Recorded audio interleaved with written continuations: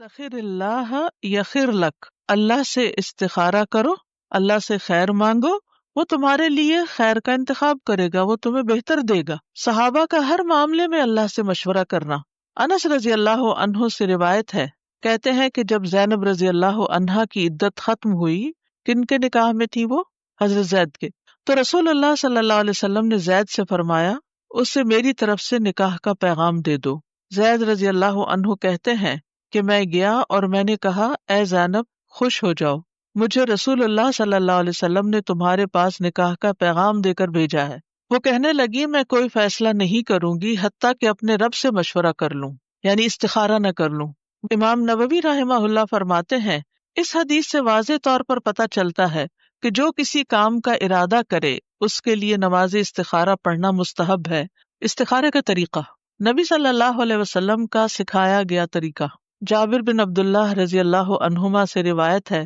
کہتے ہیں کہ رسول اللہ صلی اللہ علیہ وسلم ہمیں تمام معاملات کے لیے استخارہ اس طرح سکھاتے تھے جیسے ہمیں قرآن کی کوئی سورت سکھایا کرتے تھے۔ آپ فرماتے تھے جب تم میں سے کوئی کسی کام کا ارادہ کرے تو فرض نماز کے علاوہ 2 رکعت نفل پڑھے، پھر کہے اے اللہ میں تیرے علم کے ذریعے سے خیر کا طالب ہوں، یعنی یہ دعا پڑھے آخر تک۔ اور یہ فرض نماز کے علاوہ نماز پڑھنی ہوگی، فرض کے بعد آپ نے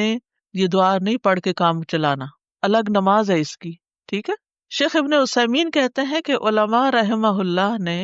آپ صلی اللہ علیہ وسلم کے اس فرمان فَلْيُصَلِّ رَكْعَتَيْنِ مِنْ غَيْرِ الْفَرِيضَةِ کہ وہ فرض کے علاوہ 2 رکعت ادا کرے، اس میں اختلاف کیا ہے کہ کیا اگر کوئی سنت مؤکدہ پڑھنے کے بعد استخارہ کی دعا کر لے تو اسے اس کا مقصد حاصل ہو جائے گا، یا استخارے کے لیے مستقل نماز پڑھنا ضروری ہے، یعنی نماز کے بعد 2 سنتیں ہم پڑھتے ہیں نا، تو کیا وہ کافی ہیں اسی کے بعد دعا کر لیں یا پھر 2 نفل اور پڑھ کے پھر دعا کریں؟ جن لوگوں نے کہا من غیر الفریضہ کے الفاظ تمام نوافل حتیٰ کہ سنت مؤکدہ تحیت المسجد اور تحیت الوضو بھی شامل ہیں، وہ کہتے ہیں کہ کفایت کر جائے گا، تو آپ سنت مؤکدہ کے بعد استخارہ کر لیں، اس میں ممانعت نہیں، کیونکہ نبی صلی اللہ علیہ وسلم نے فریضہ کے علاوہ استخارہ کرنے کا حکم دیا۔ اور جو کہتے ہیں کہ نبی صلی اللہ علیہ وسلم کا یہ فرمان دلالت کرتا ہے کہ استخارہ کے لیے مستقل نماز کا ہونا ضروری ہے، بس میرے نزدیک زیادہ قریب یہی ہے، یہی بات،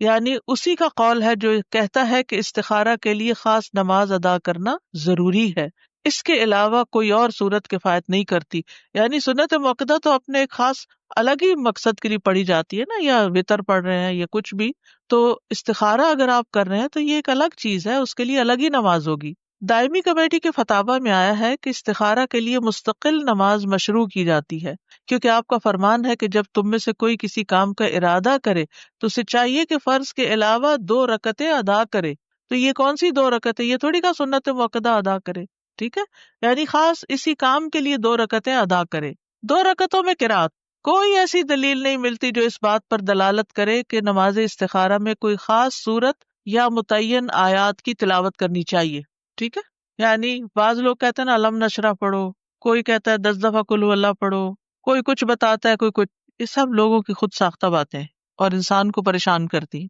دین نے ہمیں آزاد رکھا ہے، جو تمہیں آتی ہے سورت وہ پڑھ لو۔ اب اگر ہم کسی کو پابند کریں کہ سورت علم نشرح پڑھو تو اس بیچارے کو قل ہو اللہ ہی آتی ہے، تو کیا وہ استخارہ نہیں کرے گا؟ وہ استخارہ کرے گا، ٹھیک ہے نا۔ تو کوئی خاص مخصوص صورت نہیں ہے، رائٹ۔ صحیح بات کیا ہے کہ مسلمان جب نماز استخارہ پڑھے تو وہ دونوں رکعتوں میں سورت الفاتحہ پڑھے، پھر قرآن میں سے جو بھی اس کے لیے پڑھنا آسان ہو پڑھ لے۔ جب بن باز سے نماز استخارہ کی کیفیت کے بارے میں سوال کیا گیا تو انہوں نے کہا اس کی کیفیت یہ ہے کہ 2 رکعت نماز پڑھی جائے جیسے کہ باقی کی نفلی نماز ہوتی، ہر رکعت میں سورت فاتحہ پڑھے اور قرآن میں سے جو بھی اس کے لیے پڑھنا آسان ہو وہ پڑھے اور پھر دعا کرے۔ سلام کے بعد استخارے کی دعا پڑھنا، یہ بھی ایک سوال ہوتا ہے کہ یہ دعا اتحیات کے بعد پڑھ لی جائے، سلام سے پہلے، یا بعد میں پڑھی جائے۔ دعا استخارہ میں مشروع یہی ہے کہ نماز سے فراغت کے بعد دعا کی جائے، اور یہ جمہور علماء کا موقف ہے، علماء کی اکثریت یہی کہتی ہے۔ بن باز کہتے ہیں کہ ایک مسلمان کے لیے مشروع یہ ہے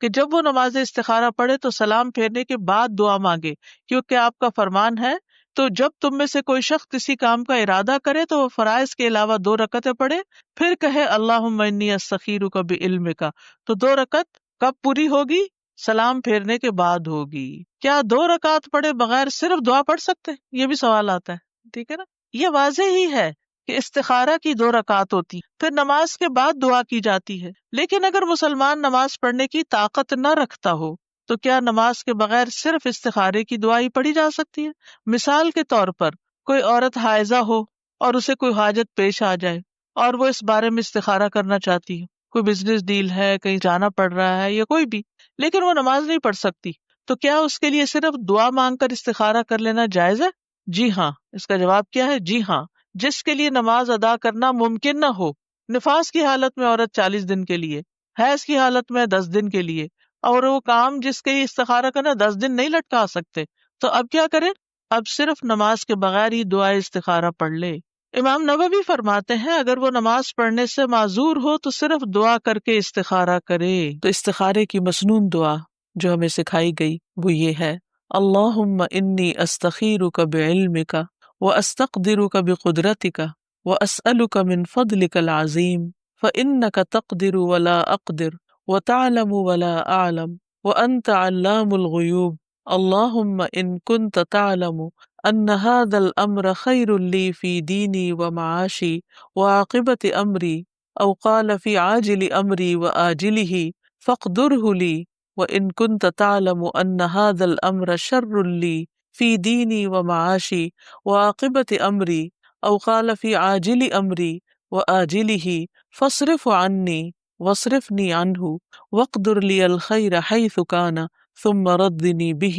اے اللہ، میں تجھ سے تیرے علم کی بدولت خیر طلب کرتا ہوں اور تیری قدرت کی بدولت تجھ سے طاقت مانگتا ہوں اور تیرے فضل عظیم کا طلبگار ہوں کہ قدرت تو ہی رکھتا ہے اور مجھے کوئی قدرت نہیں، علم تجھ ہی کو ہے اور میں کچھ نہیں جانتا، اور تو تمام پوشیدہ باتوں کو جاننے والا ہے۔ اے اللہ، اگر تو جانتا ہے کہ یہ کام یعنی جس کے لیے استخارہ کیا جا رہا ہے میرے دین اور دنیا اور میرے کام کے انجام کے اعتبار سے میرے لیے بہتر ہے، یا آپ نے فرمایا کہ میرے لیے وقتی طور پر اور انجام کے اعتبار سے بہتر ہے، تو اسے میرے لیے نصیب کر، اور اگر تو جانتا ہے کہ یہ کام میرے دین، دنیا اور میرے کام کے انجام کے اعتبار سے برا ہے، یا آپ نے یہ بھی فرمایا کہ میرے معاملے میں وقتی طور پر اور انجام کے اعتبار سے برا ہے، تو اسے مجھ سے ہٹا دے اور مجھے بھی اس سے ہٹا دے، پھر میرے لیے خیر مقدر فرما دے جہاں بھی ہو، اور پھر مجھے اس پر راضی کر دے۔ تو اس میں آپ دیکھ رہے ہیں کہ سب سے پہلی بات جو کی گئی وہ ہے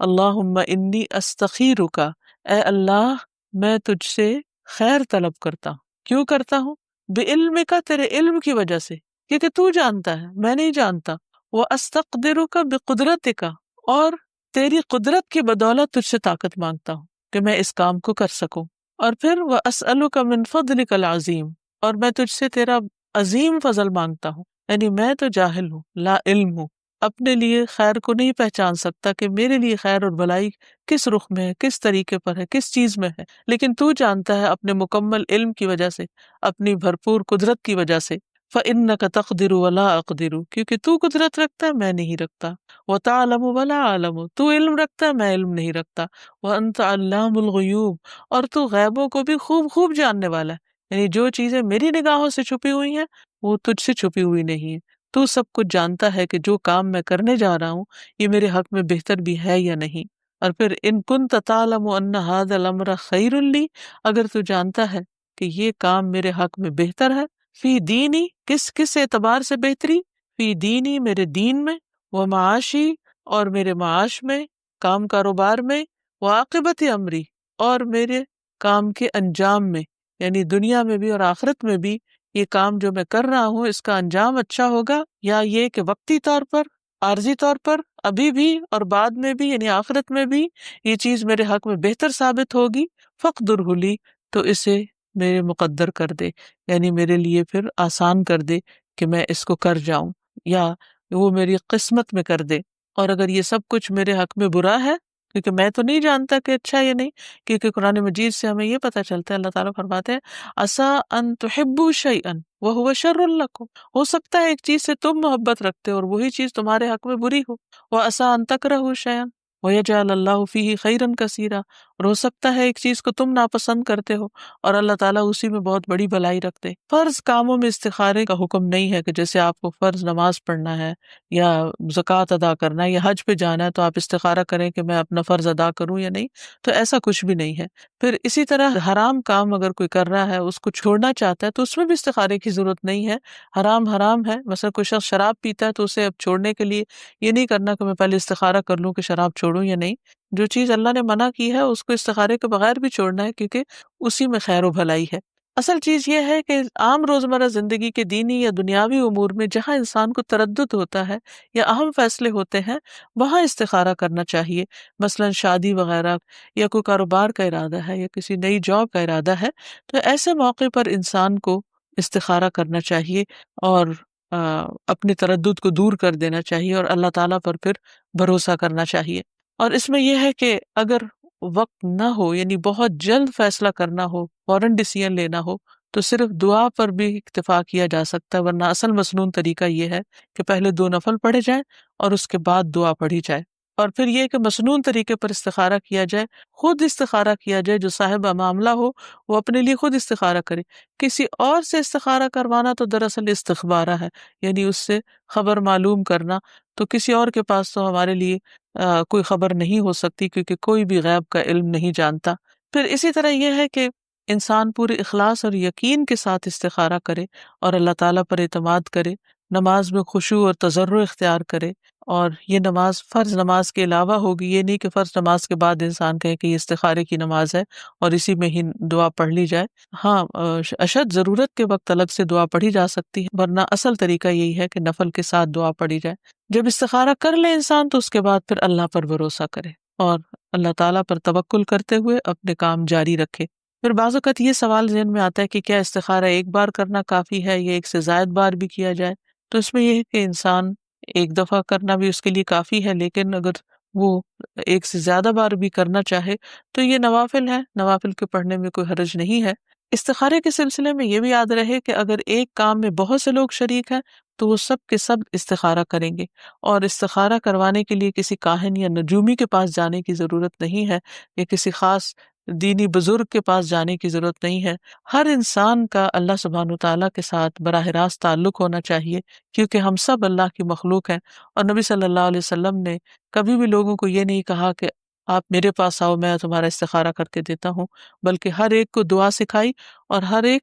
اپنے لیے خود استخارہ کرے۔ اور پھر یہ ہے کہ بعض اوقات یہ بھی ہوتا ہے کہ استخارہ کرنے کے باوجود جو ہم کام کرتے ہیں اس میں وہ فائدہ نہیں ہوتا، تو پھر وہ حدیث یاد رکھے کہ مومن کے ہر فیصلے میں خیر ہے، اگر اسے کوئی تکلیف بھی پہنچ جاتی ہے اور اس پر وہ صبر کرتا ہے تو اس کے لیے اجر ہے۔ ایک چیز بظاہر شر نظر آتی ہے لیکن حقیقت میں وہ باطن میں ہمارے لیے خیر ہوتی ہے، تو چیزوں کو ان کے اصل انجام کے لحاظ سے دیکھنا چاہیے، وقتی طور پر کیا ہوا کیا نہیں، فائدہ ہوا یا نقصان ہوا، اس اعتبار سے نہیں۔ ہو سکتا ہے ایک چیز دنیا میں ہمیں بہت فائدے کی نہ نظر آ رہی ہو، لیکن آخرت کے اعتبار سے وہ ہمارے لیے بہت فائدے کی ہو۔ تو مومن تو ہمیشہ اس بات پر یقین رکھتا ہے کہ اس کے رب کا ہر فیصلہ اس کے لیے خیر والا فیصلہ ہے، کیونکہ اللہ تعالیٰ اپنے بندوں پر نہ ظلم کرتا ہے اور نہ ان کے ساتھ شر کا ارادہ کرتا ہے۔ اسی طرح زندگی کے اور معاملات میں جو خیر کی دعائیں انسان مانگ سکتا ہے، تو چند ایک مسنون دعائیں یہ ہیں۔ ایک تو یہ کہ انسان یہ یقین رکھ کے دعا کرے کہ ساری خیر اللہ کے ہاتھ میں ہے، جیسے ایک حدیث میں آتا ہے والخیر کلہ فی یدیک والشر لیس الیک، اور ساری بھلائیاں تیرے ہاتھ میں ہیں اور شر کی نسبت تیری طرف نہیں ہے۔ تو سب سے پہلے تو موسیٰ علیہ السلام کی دعا انسان کثرت سے کرتا رہے۔ پھر اسی طرح ایک اور دعا ہے اللہم انی اسألک من الخیر کلہ عاجلہ وآجلہ ما علمت منہ وما لم اعلم، اللہم انی اسألک من خیر ما سألک عبدک ونبیک محمد صلی اللہ علیہ وسلم واعوذ بک من شر ما عاذ منہ عبدک ونبیک، اللہم انی اسألک الجنۃ وما قرب الیہا من قول او عمل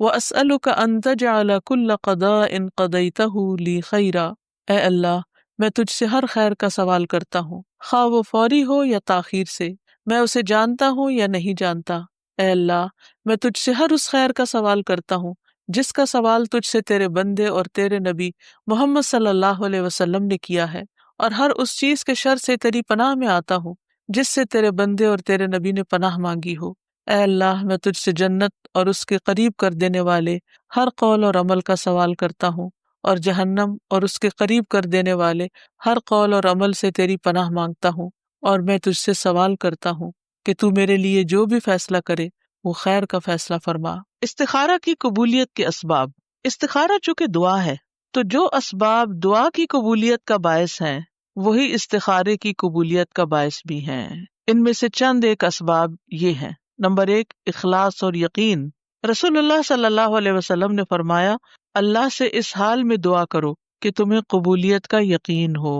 استخارہ بددلی سے نہ کریں، پتہ نہیں ہوگا کہ نہیں ہوگا، نہیں، یہ پورے یقین سے کہ میں اللہ سے مانگ رہی ہوں تو اللہ دے گا۔ انس رضی اللہ عنہ سے مروی کہتے کہ رسول اللہ صلی اللہ علیہ وسلم نے فرمایا، جب تم میں سے کوئی دعا کرے تو اسے چاہیے کہ وہ پختہ یقین کے ساتھ سوال کرے۔ نمبر 2، خشوع و خضوع اور تضرع۔ قرآن مجید میں آتا ہے، ادعوا ربکم تضرعا وخفیہ انہ لا یحب المعتدین۔ اپنے رب کو گڑ گڑا کر اور خفیہ طور پر پکارو، بے شک وہ حد سے بڑھنے والوں سے محبت نہیں کرتا۔ تکرار اور اصرار۔ آپ صلی اللہ علیہ وسلم جب دعا کرتے تو 3 مرتبہ کرتے، تو آپ کیا کر سکتے ہیں، 3 دفعہ استخارے کی دعا پڑھ لیں مثلا، یہ بھی کر سکتے ہیں۔ یا اس بات کو جو آپ چاہ رہے ہیں کہ آپ کی قبول ہو یا آپ کو مل جائے، اس حصے کو 3 دفعہ کر لیں۔ استخارہ کرنے کے بعد کیا کیا جائے؟ اب استخارہ تو ہو گیا، اب کیا کریں؟ اللہ پہ یقین اور بھروسہ رکھیں۔ فَإِذَا عَزَمْتَ فَتَوَكَّلْ عَلَى اللَّهِ إِنَّ اللَّهَ يُحِبُّ الْمُتَوَكِّلِينَ۔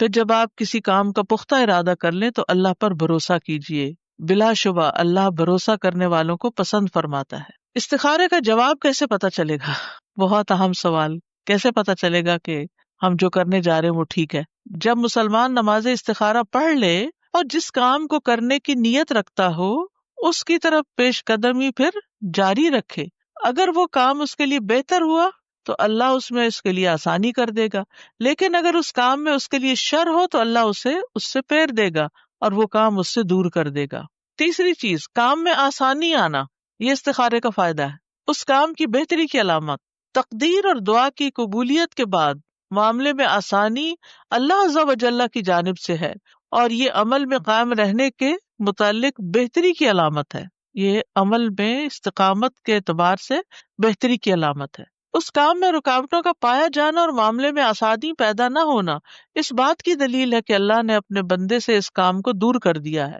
یعنی آپ نے استخارہ کیا لیکن بات بنی نہیں، تو اس کا مطلب کیا ہے کہ اللہ ہی نہیں چاہتا۔ استخارہ کا تعلق نہ خواب سے ہے نہ شرح صدر سے ہے، بس کاموں کی آسانی سے ہے، ٹھیک ہے، رکاوٹوں کی دوری سے ہے، کام میں بہتری سے ہے۔ اکثر یہ بعض لوگ یہ اعتقاد رکھتے ہیں کہ استخارہ کرنے والا جب کسی چیز کے بارے میں اپنے رب سے استخارہ کرتا ہے تو اسے چاہیے کہ وہ انتظار کرے یہاں تک کہ وہ نیند میں کوئی خواب دیکھ لے، یا جو خواب دکھائی دیا اس کی بنا پر کام کرنے یا نہ کرنے کا فیصلہ کر لے۔ یہ محض من گڑت بات ہے جس کی دین میں کوئی اصل نہیں۔ شرعی احکام کی بنیاد خوابوں پر نہیں رکھی جاتی۔ جب بھی آپ کسی کام کے لیے اللہ سے استخارہ کریں تو اس پر توکل کرتے ہوئے اسے جاری رکھیں، اور آپ جو ارادہ رکھتے ہیں اس کی طرف پیش قدمی کریں، نہ تو آپ کسی خواب کا انتظار کریں نہ شرح صدر کا انتظار کریں کہ دل نہیں مان رہا تو بھی یہی کیوں ہوتا ہے استخارہ؟ کیونکہ شرح صدر کا کوئی ضابطہ نہیں ہے۔ کبھی ایسا بھی ہوتا ہے کہ استخارے سے پہلے ہی نفس کی خواہش کے لیے دل کھل جاتا ہے، اور شرح صدر بھی ہوتا ہے ہمارا پہلے سے ہی ہوتا ہے،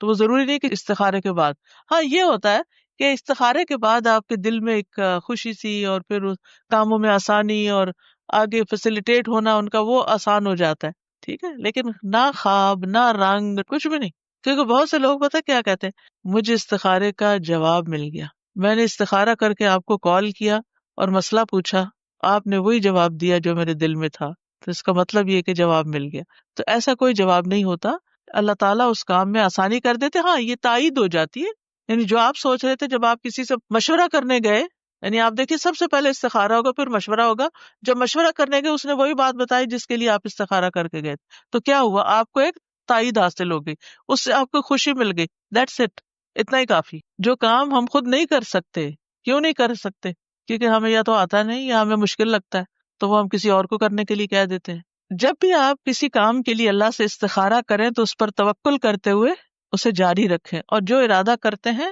اس کے لیے پیش قدمی کریں۔ محمد بن علی کمال الدین زملکانی رحمہ اللہ کہتے ہیں جب انسان کسی کام کے لیے نماز استخارہ کی 2 رکعتیں پڑھے تو پھر وہ جو کرنا چاہتا ہے وہ کر لے، چاہے اس کا شرح صدر ہو یا نہ۔ یعنی جو آپ کرنا چاہتے ہیں، آپ نے سوچا کہ یہ کام مجھے کرنا ہے، مجھے فلاں جگہ جانا ہے، لیکن آپ سوچتے ہیں پہلے میں دعا کر لوں کہ اللہ میرے راستے آسان کر دے، تو بس آپ دعا کر کے جو آپ نے بکنگ کرانی ہے جانا ہے وہ جاتے رہیں، فکر نہیں کریں۔ اور دل میں یہ بھی آنا پتہ نہیں کیا ہو جائے گا، پتہ نہیں کام ہوگا کہ نہیں ہوگا، تو آپ کو میں نے اللہ سے استخارہ کیا ہوا ہے، میں نے خیر مانگی ہوئی ہے، جو ہوگا بہتر ہی ہوگا، مجھے کوئی پریشانی نہیں، کوئی ملال نہیں۔ اصل میں یہ استخارہ بھی ہمیں ایک کمفرٹ زون میں لانے کا طریقہ ہے، یا ایک اطمینان دلانے کا، یا توکل کرنے کا، بہتر توکل کرنے کا، کہ ہم نے معاملات اللہ کے سپرد کر دیے، اللہ سے دعا کر کے اللہ کے حوالے کر دیے، کاموں میں رکاوٹ نہیں آتی۔ ورنہ آپ دیکھیے کسی چیز کو ڈیسائیڈ نہ کر پانا یہ ایک بہت بڑا ذہنی ٹارچر ہوتا ہے، یعنی کہ ڈیسیژنز کا نہ ہونا یا ڈیلے ہونا یہ کاموں میں رکاوٹ ڈالتا ہے، اور پھر تاخیر ہوتی جاتی ہے، اور بعض اوقات تو کام ہونے سے ہی رہ جاتا ہے۔ ہیسٹی بھی نہیں ہونا چاہیے اور ٹو مچ سوچو بچار بھی نہیں کرنی چاہیے، دعا مانگ کے اللہ پہ بھروسہ کر لینا چاہیے۔